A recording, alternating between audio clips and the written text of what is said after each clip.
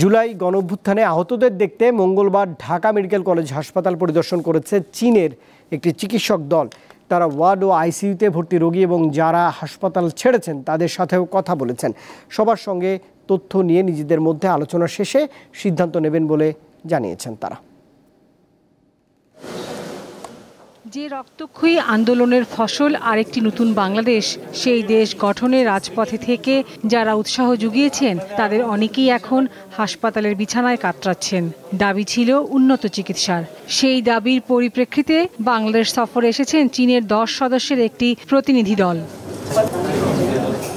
সফরের দ্বিতীয় দিন তারা ঢাকা মেডিকেল কলেজ হাসপাতাল এবং Sheikh Hasina burn and plastic surgery institute পরিদর্শন করেন। এ সময় আইসিইউতে থাকা রোগী এবং অন্যান্যদের খোঁজ খবর নেন তারা। পরে তারা জানান আহত রোগীদের সমস্ত তথ্য নিয়েছেন। এ বিষয়ে আলোচনা করে পরবর্তী সিদ্ধান্ত জানানো হবে। ওনারা এই রোগীগুলোকে নিয়ে কি করবেন, কি প্ল্যান করবেন, কাকে নিয়ে কি প্ল্যান করবেন, সেটা ওরা বসবেন।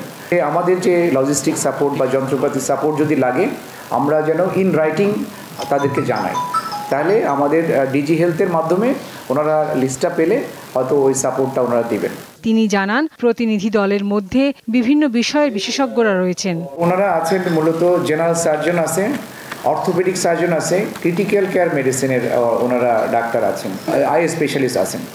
তো ওনারা মূলত কিন্তু অ্যাসেস করার জন্য আসছেন। ওনারা কিন্তু এখন কোনো সার্জারি করবেন না বা কোনো চিকিৎসা দিবেন না।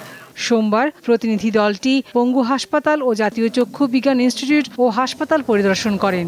আরও 2 দিন দেশে থাকবেন তারা। লাবণী গুহ, দীপ্ত সংবাদ, ঢাকা।